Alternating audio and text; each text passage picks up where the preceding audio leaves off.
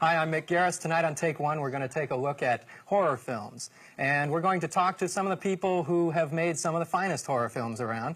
Our guests include John Landis, whose first film he made at the age of 21, Schlock, a monster comedy. Also made Kentucky Fried Movie, The Blues Brothers, National Lampoon's Animal House, and An American Werewolf in London. John Carpenter, who made his first feature film as a USC student, Dark Star, for $60,000. Also made Halloween, The Fog, Escape from New York, and is currently working on The Thing. David Cronenberg, whose films include Rabid, The Brood, They Came From Within, and Scanners, is currently working on a new film called Videodrome. John, why do you think horror films are so popular? I can't really answer that with a generalization that will hold true, but what is true is the genre of monster films and horror films has been consistent throughout the history of the business. If you look at the decades of the 20s, 30s, 40s, 50s, 60s, 70s, there's always cycles of westerns and war movies and comedies. But there have been horror films straight through. The only difference is in budgets, whether they're A pictures or B pictures. Why are they so popular? I guess because they're really entertaining, I hope. What frightens you, John Carpenter? I don't get frightened by movies. Movies don't scare me, no. Ever? No. You've never been scared? When I was a little kid. All right. What movie? What movie? Movie that scared me the most was probably It Came From Outer Space. Did you see it in the was theater in 3D. I was 4 years old. I was sitting near the front, and the meteor came out of the screen and blew up in my face. And I jumped up and ran to the back, and I, wow, God, what was that? And ran back down again. Do you think that had an effect on your attitude in filmmaking? Nah. Nah. Okay, let's talk a little bit about The Thing. What was the beginning of the whole project?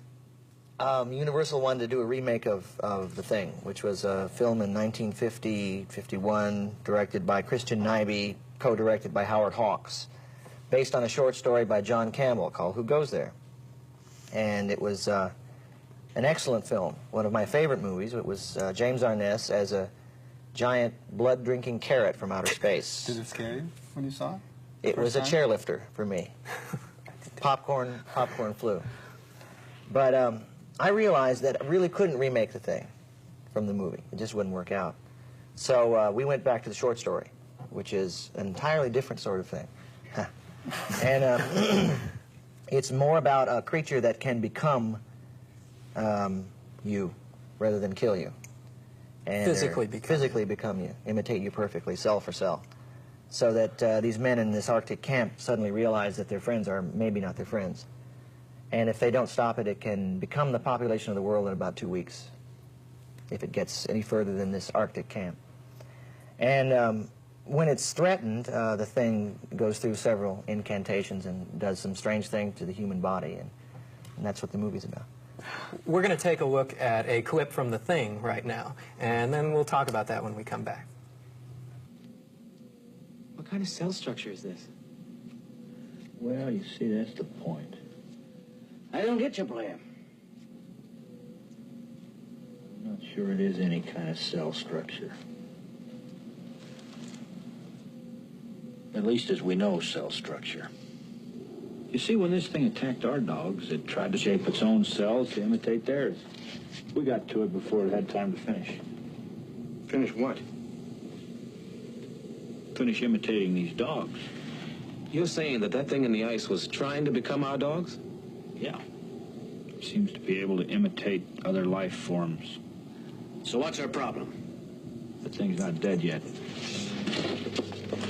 Great.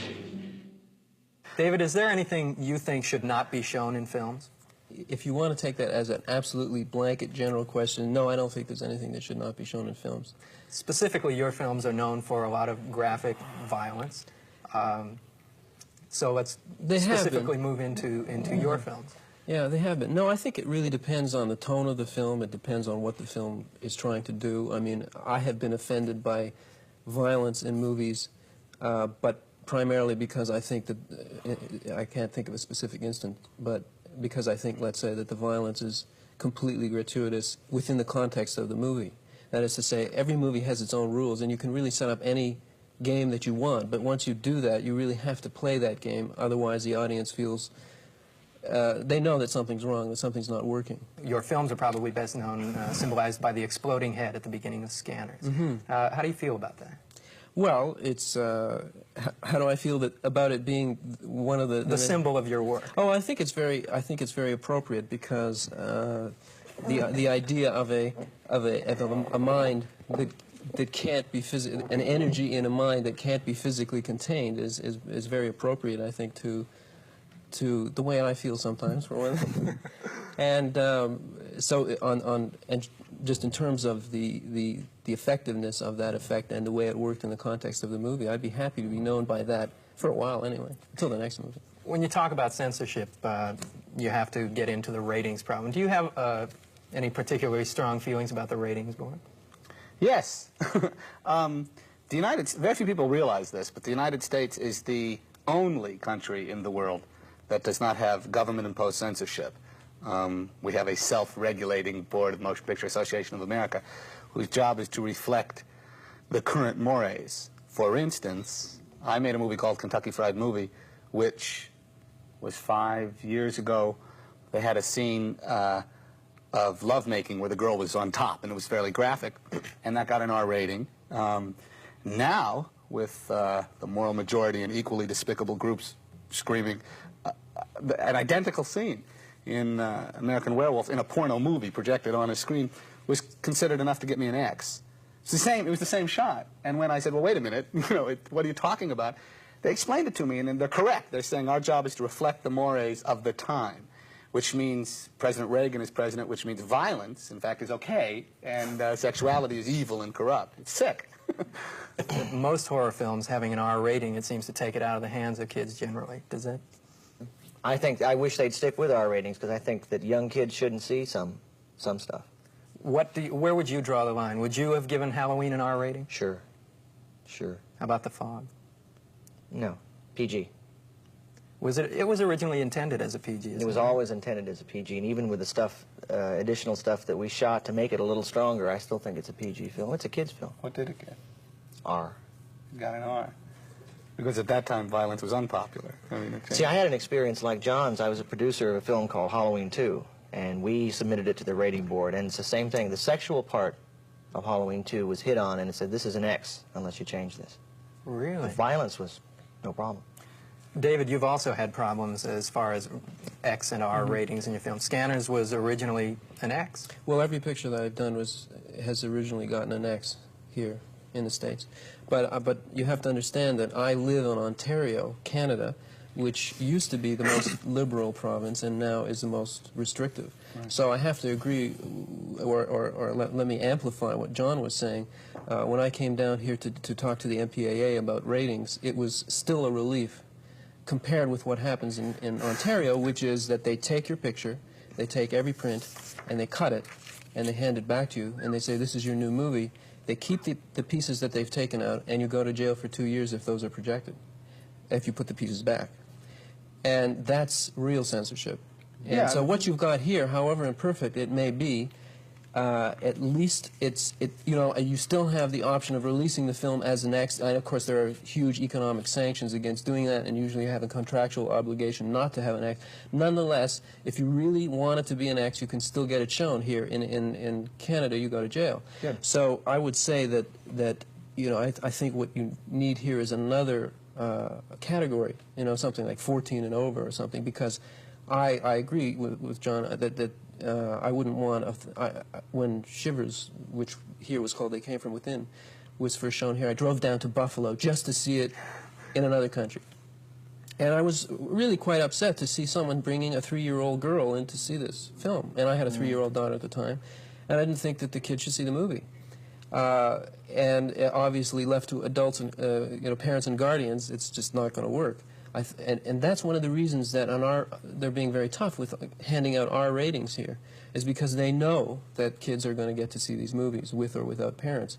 If you had a serious restriction against anybody, say 13 or 14 and under, seeing this movie at all, but above that age they could go to see it by themselves, that would be, and you had that as a separate category, which they have in one of the provinces in Canada, that I think would help a lot.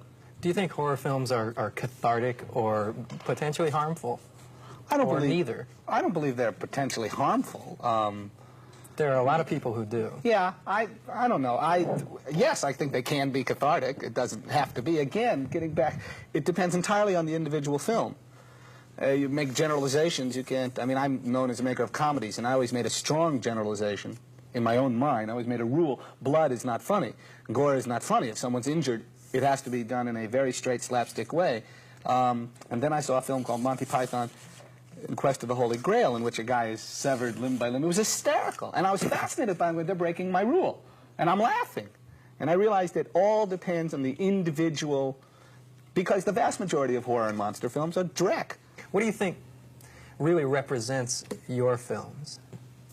Well, you were talking about the exploding head, but in fact, I think it really has. My films tend to be very body conscious. The body and what it is and what it does and what it can do tends to be very central in my films, and it was never a conscious thing, but I gradually realized that I was more interested in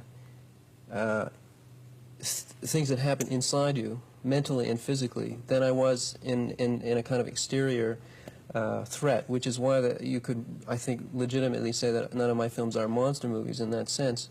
In fact, to a certain extent, it's your own body that's the monster, your own existence. There's an image in Rabid that is one of the most frightening things I've ever seen, when the doctor, in the middle of surgery, goes rabid and slices the nurse's finger. I mean, that scared me to death. I mean, it was just... Good.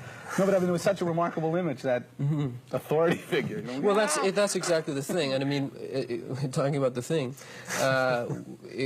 the idea that someone close to you, I mean, the promo for Rabid was, you can't trust your mother, you can't trust your neighbor, you know, you can't trust your best friend. One minute they're normal, next minute they're rabid. The idea, you know, I don't mean to get very Freudian about it, but the idea that, for example, a parent suddenly wants to destroy its own child is very frightening, because a parent is supposed to do exactly the opposite. So that kind of turnaround, and the psychological reality behind it and the potential and the possibility of it all is what makes, is the kind of horror that I'm interested in. And so it's all very internal. And the fact that Shivers in Canada is called They Came From Within here it's appropriate. They came from within is exact, instead of from outer space. I think that shows you the orientation that I have when I make films. Sex and violence is something that's a recurrent theme in your films and seems to be the major theme in Videodrome. Can you tell us a little bit about that? Well, it deals with, God, it's actually hard to deliver in one line, but it has to do with the man who runs a very schlocky cable TV station, and he monitors video from all over the world in order to pirate free things and show them on his little station, because he feels that he needs to show really extreme stuff to attract an audience, because he can't compete with networks and so on. And he discovers a very strange show called Videodrome, which seems to be nothing but torture and murder, and seems very realistic. And he becomes very obsessed with this show and very fascinated by it, and he begins to delve into it further and further.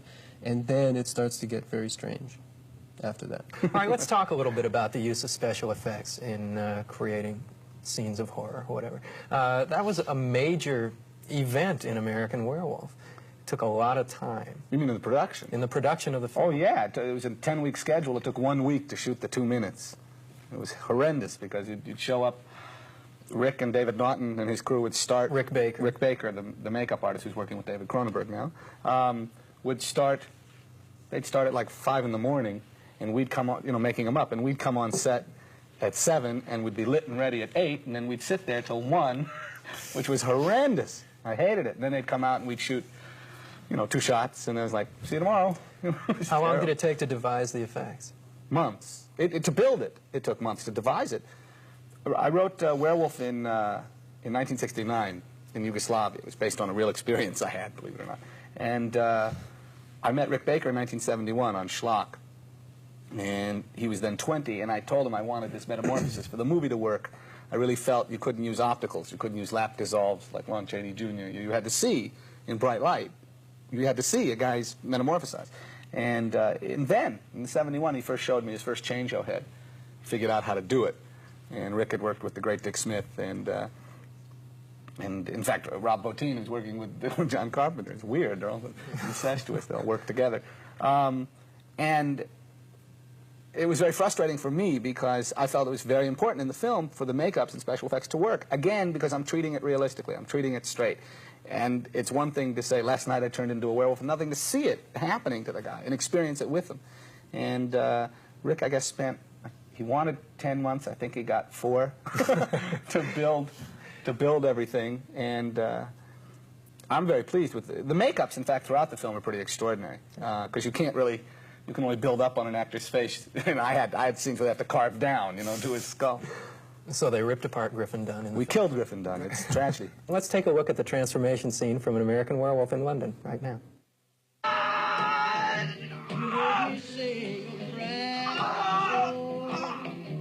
Someone I really would care for.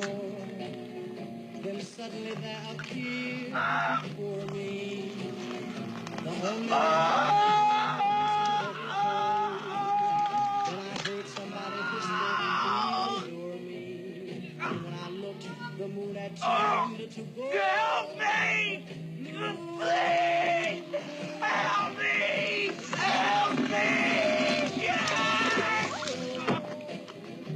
Without a dream in my mind, I didn't mean to call him Meatloaf, Jack.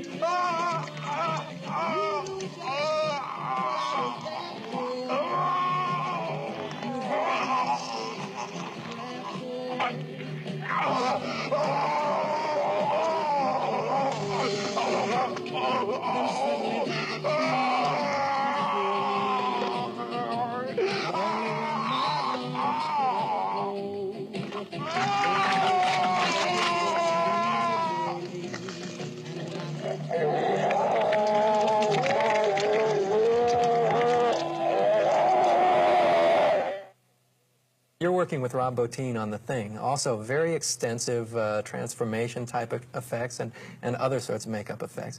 Is it more of a pain in the neck, or do you really enjoy the process? Well, unlike John, we have set aside about 5 months to shoot all the effects, separate and apart from the first unit.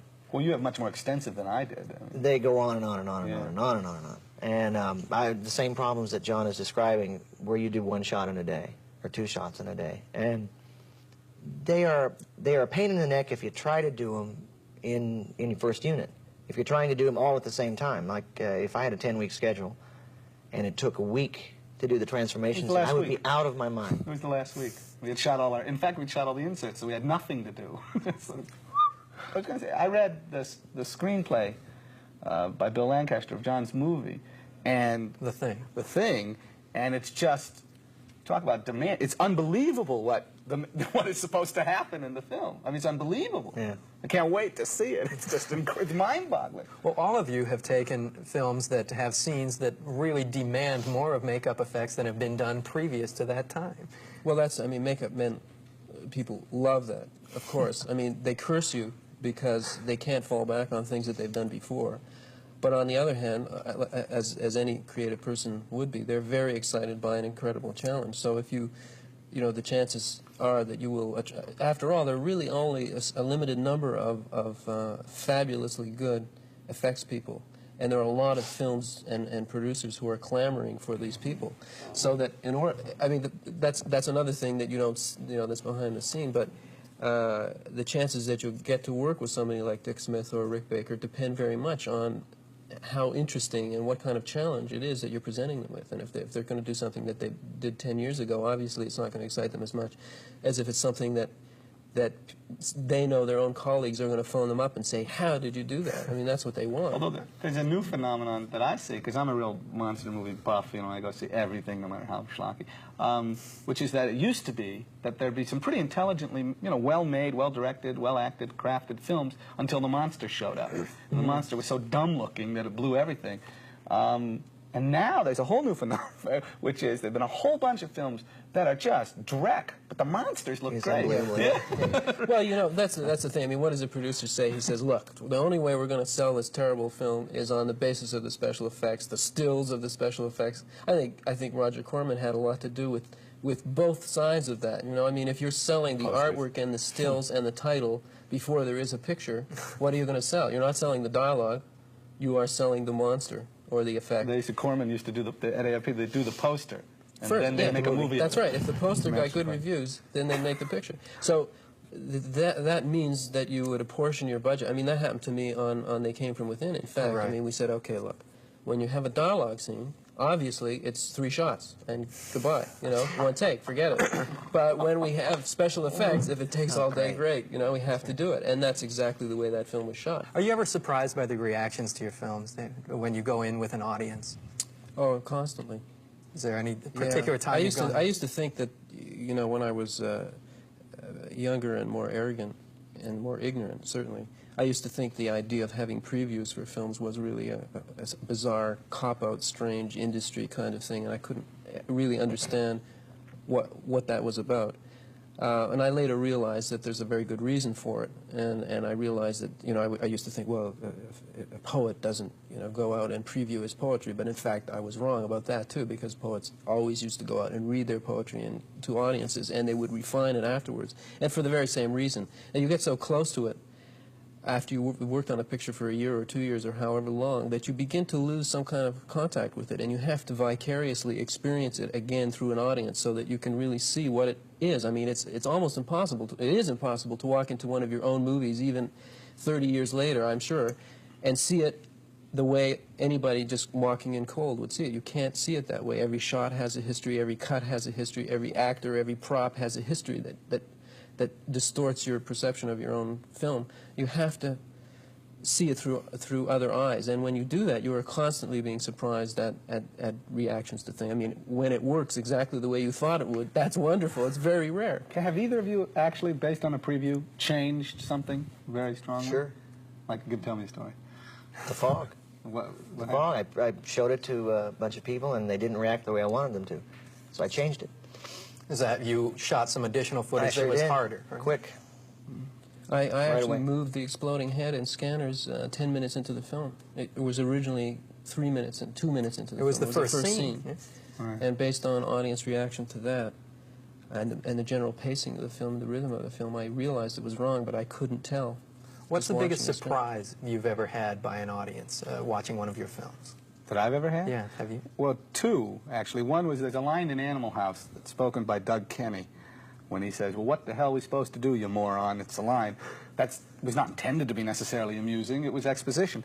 That get consistently in every country, in every language, in every theater in the United States I ever saw the movie, got a huge laugh. So you cut it? No, it's there, but I don't know why. I genuinely don't know why it gets such a huge laugh. I've never been able, I've said to people, why is that so funny? And they go, you know, to this day. What's the other one? No, on Werewolf, I made a change because of a preview that I think hurt my picture commercially, but didn't hurt it. What did you change? You know, there's a scene with 3 bubs by the Tower Bridge. Well, they get killed. The way it is now, you don't really see it. And you did really see it. And it was such a big scare that the audience, we previewed in Chicago and New York, the audience went, and for 5 minutes they were going, did you see that? Oh, you know, that. And such a buzz that I'm in the back of the theater going, shh, you know, there's plot going on. So I cut it out. And I think I probably made a mistake. Because when people talk about Jaws, they always talk about the face in the boat. You know, they talk about Halloween. You know, there's always specific things that really got them, and I cut it out of my movie. Okay, well, I'd like to thank the 3 of you for joining us on this discussion here on Take One. John Landis, John Carpenter, and David Cronenberg. We look forward to The Thing and Videodrome this summer and your next secret project that I'm sure we'll be hearing about soon. Thanks a lot, and thank you for being with us on Take One.